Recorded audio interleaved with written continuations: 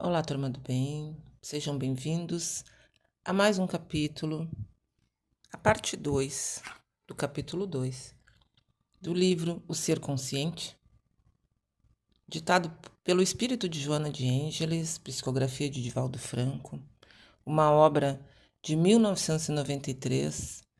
extremamente atual para o ser humano holístico, para entendermos a importância da plenitude do tratamento mental, emocional, espiritual, energético e físico do ser humano.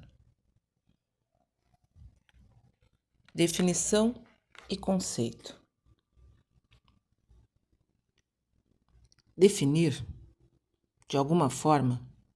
é limitar, restringir. Mesmo quando as definições são elásticas, reduzem o pensamento e o enclausuram em palavras, retendo as largas possibilidades que necessitam ser penetradas. Conceituando a psicologia transpessoal, não nos podemos furtar aos seus paradigmas, que ampliam as linhas das definições clássicas da doutrina psicológica em si mesma, de modo a dar-lhe a abrangência que alcança o ser humano e sua estrutura física, psíquica e transcendental.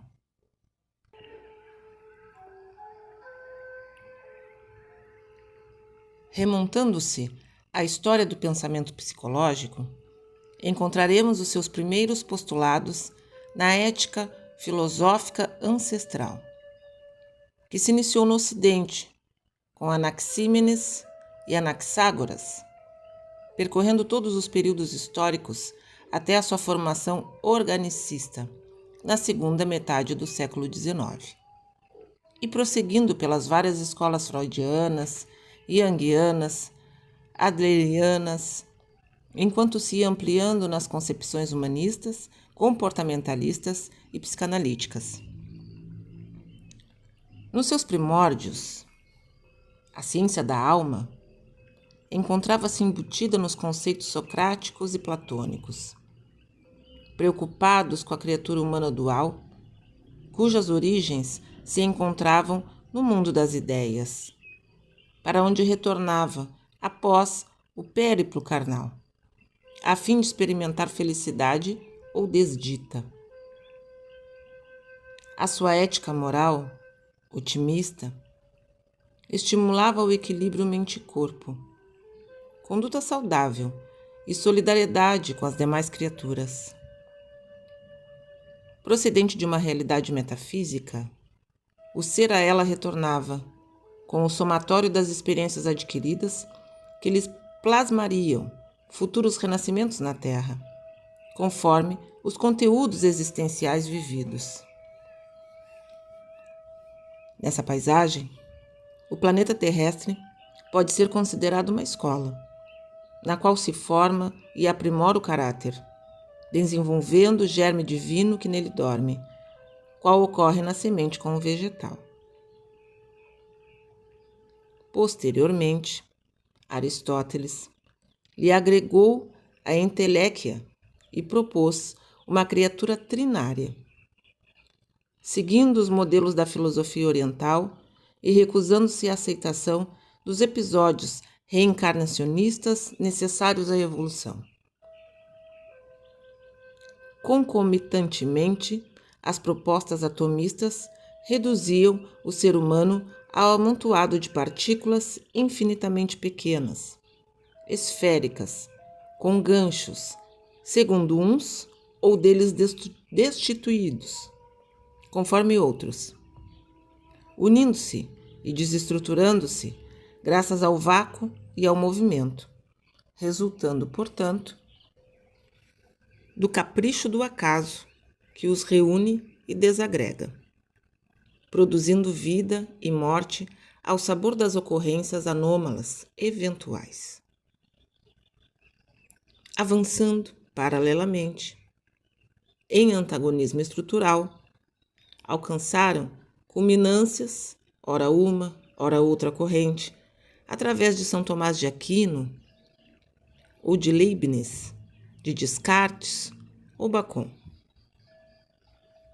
Enquanto o pensamento oriental estruturava o fenômeno psicológico em um ser herdeiro de Deus e a ele semelhante, isto é, portador de recursos inimagináveis que lhe cabe desenvolver,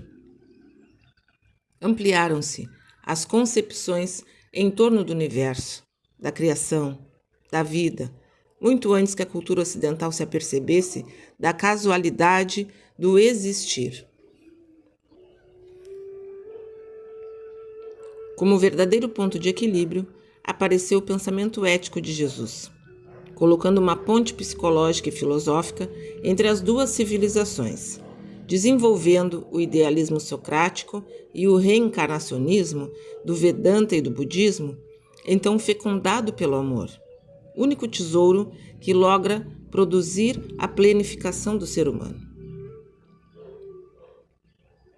Psicoterapeuta superior. Jesus não foi apenas o filósofo e o psicólogo que compreendeu os problemas humanos e ensejou conteúdos libertadores,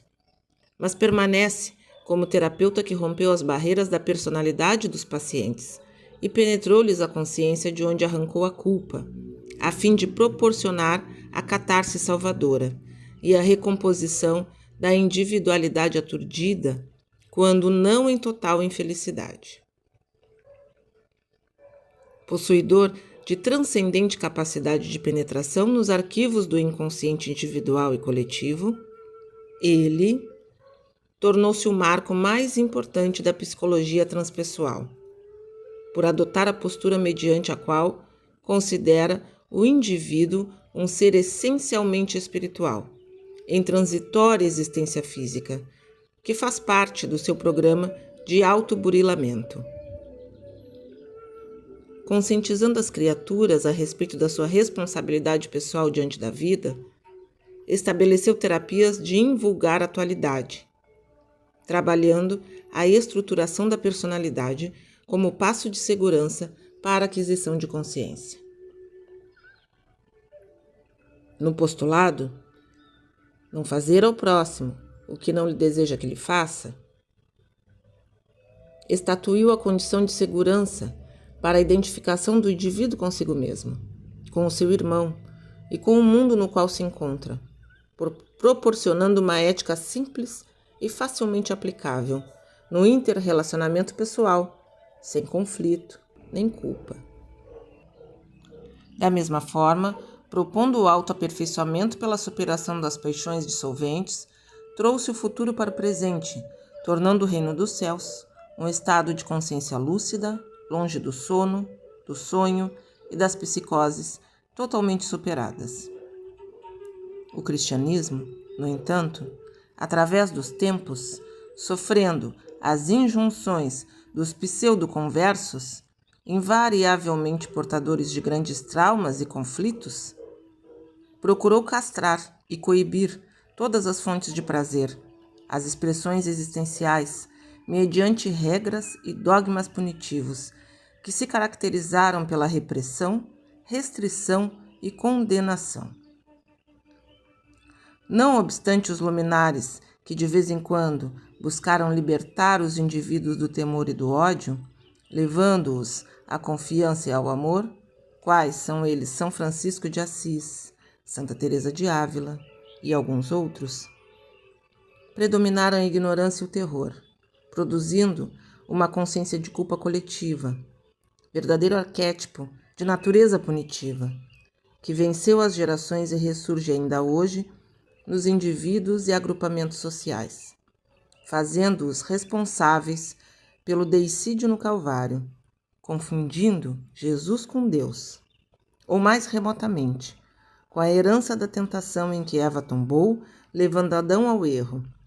assim tornando a mulher inferior no processo humano da evolução, em flagrante desrespeito ao simbolismo da criação humana que passou à condição de realidade. O culto ao mito, ao símbolo, ao fantasioso, à aceitação do modelo, são necessidades psicológicas para os mecanismos de transferência da realidade e fugas da consciência responsável. assumindo a postura teológica, responde por males que se repetem milenarmente, possibilitando alienações e desditas inimagináveis. A evolução das ciências vem logrando anular este efeito pernicioso. E graças ao advento da psicologia espírita com Allan Kardec, recupera-se o ser humano do conflito em que se encontrava, promovendo-o à condição de possuidor de valores preciosos, que lhe cumpre desenvolver, embora a esforço de trabalho paciente e constante. A quarta força,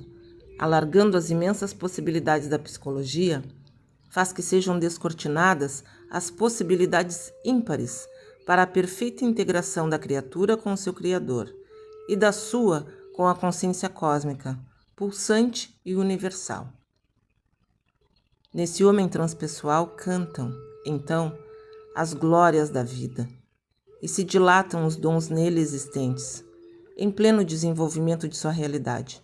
que supera as culpas e as dores, as angústias e as inquietações, tornando-o pleno e feliz. Encerramos